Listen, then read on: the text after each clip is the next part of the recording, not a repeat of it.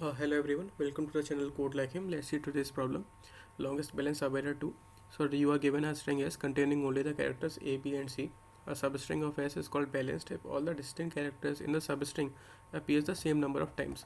Return the length of the longest balance substring of S. For example, in this question, we are given a string A, B, B, A, C. So in this question, the output will be 4 because A, B, B, A. In this substring, the frequency of A is 2 and B is also 2. So this is a balanced substring and it will be of maximum length. And let's see this question, this example as well. A, B, C, C. So output will be 3 because in this area we have A, B and C. So frequency of all these characters A, B and C is 1. So this will be our longest output, longest balanced substring.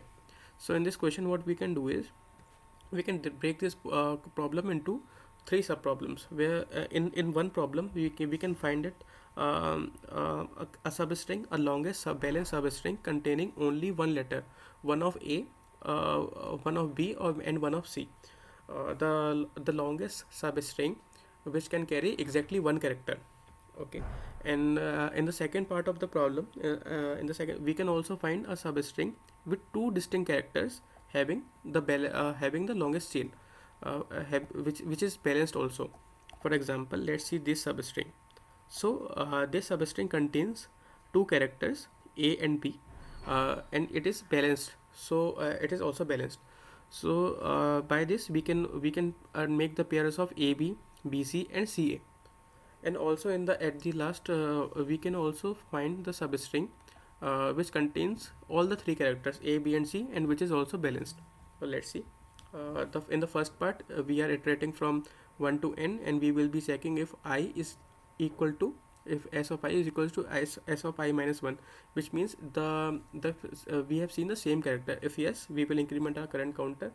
If no, we will reset our counter to 1 and we will store the maximum. In the second part of in the second part we will be finding the longest balanced substring containing two characters, either it be AB, either it be AC or either it be BC. So this character is the character we are excluding from the string. Let's see this solve function.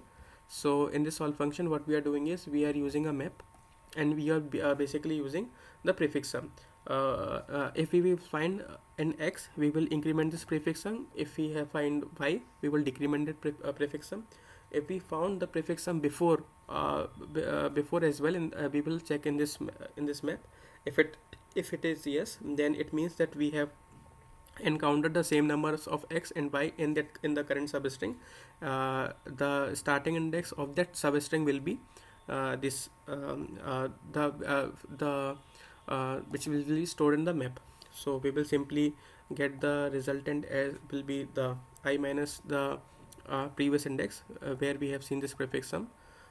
If we encounter z, that it means our string, if our flow has been broken.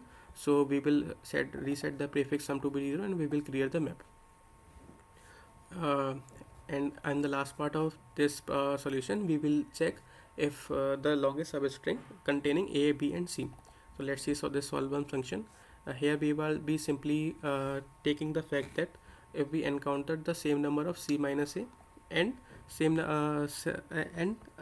minus B at a particular point, then the current window for which we have encountered this C minus A and C minus B previously, and the current index, that index will contain the same number of